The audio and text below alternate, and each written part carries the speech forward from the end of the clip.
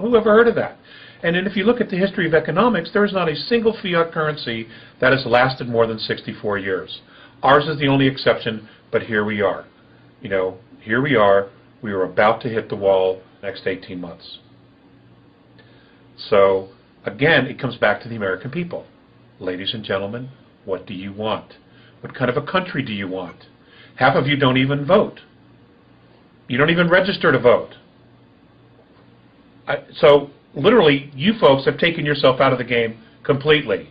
Your attitude is, it doesn't count, it doesn't matter. Well, you know what? You're right. It doesn't matter because enough of you aren't participating to make the change. We have still the ability to make a dramatic change in this country and to change the direction.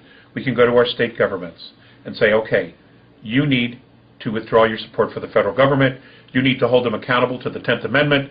You have to remember that it was the states that created the federal government, not the other way around. Okay? That's what has to happen. We have to remind them who's in charge here. The citizens created the states created the government. Okay? It was a government of the people, by the people, for the people. Not for the government, not for private industry, not for the military-industrial complex. That was not it. That is nowhere in the Constitution or the Bill of Rights or the Declaration of Independence. None of that is in there. Okay? It was about us. And if we don't reclaim it back, we are going to lose the country. We're virtually there. In many intents and purposes, we have absolutely lost portions of our country. You know, who knows what's really going on? It's an absolute travesty. But instead of turning on each other, what we need to be doing is we need to unite. We need to come together with a very common, focused purpose, not rioting, not killing. None of that has to happen at all. It's a question of just restating to our state governments, we want change. We want you to rein in this government. And whatever it takes to do that, you do it.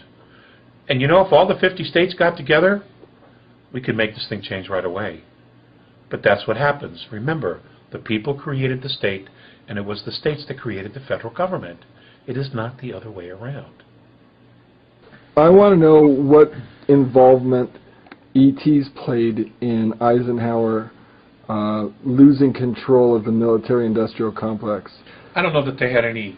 I don't know that they had any control at all, or they intervened in any way. They wouldn't necessarily have to.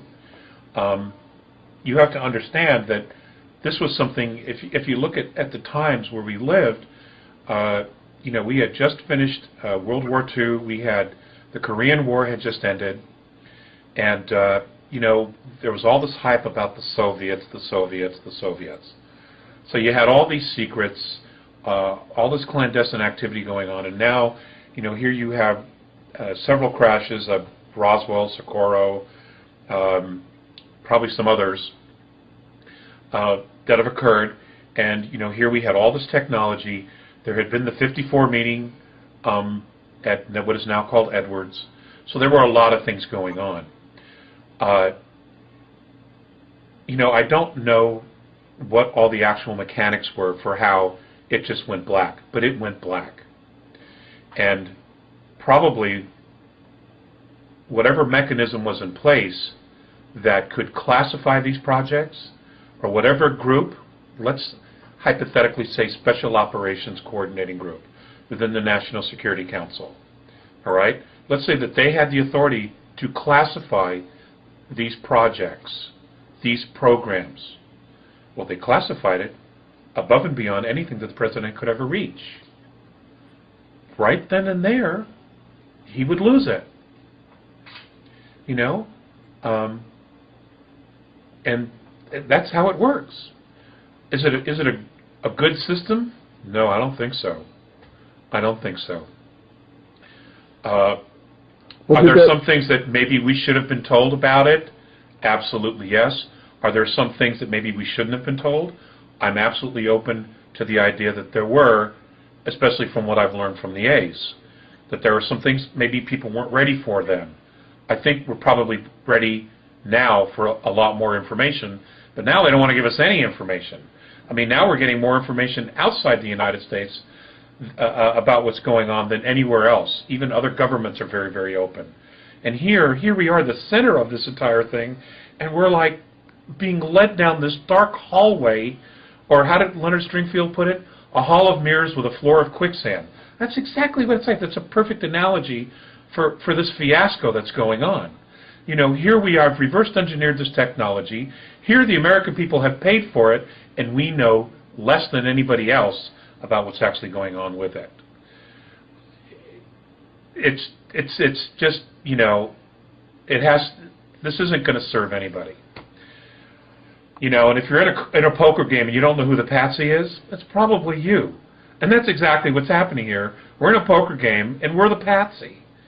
You know? And that's what I know about it. Now, earlier you mentioned the program. Is that something that elected officials created, or is that something way above the elected officials, above the entrenched military officials? What is the program? It's kind of vague, just calling something the program. Be as specific as you can to explain what you mean by the program. Well, it doesn't operate like a government. It operates like an agenda. Now, exactly what that agenda is, I can't honestly say. But let's just take a look at where we're at. We know this technology exists. We have people coming forward. Again, I'll make reference to the Disclosure Project, another civilian as well as military people coming forward. Even other extraterrestrial groups who have been making contact with citizens of Earth in other countries have been given information regarding the fact that there has been the reverse engineer of technology. The Germans were doing it, the Nazi Germans were doing it, the Russians have been doing it, the United States government has been doing it, but we don't hear anything about it. Okay? It's a program, and this program is essentially above civilian everyday life.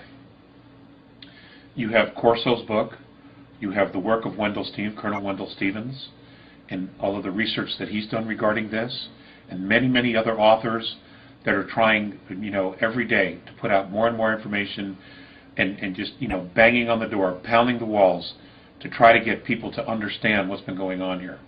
You know, and they deserve a wealth of credit for their tenacity and for continuing to do this work and to get it out, like yourself as a researcher, putting this information out, usually out of your own pocket. So many people have made so many sacrifices. They've lost relationships. Marriages have ended because of this focus on trying to bring humanity up to speed on what's going on with the program. So when we talk about the program is so far removed from everyday life on Earth that most people wouldn't even think it would exist. It could also be that the program really doesn't know anything about how we're existing at this point, because they're so removed from everyday life. They're tucked away in very secret places. They're in underground facilities. They're tucked away inside mountains. They don't intercourse or have intercourse or exchange with everyday citizens in a very normal way anymore. They're secluded. They're sequestered.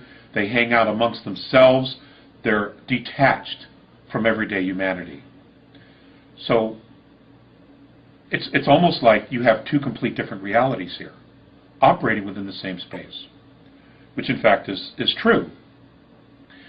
So, you know, what is the program? I can't honestly tell you, Rick, what the agenda of the program is. But there's evidence that the program does in fact do things that not only protect America, but have also intervened. For an example, several weeks ago, there was an incident along the East Coast where many people along the East Coast, the eastern seaboard, saw a green flash of material flying through the sky and landing in the ocean. The backside on that is that a cargo ship somewhere in the Atlantic launched a missile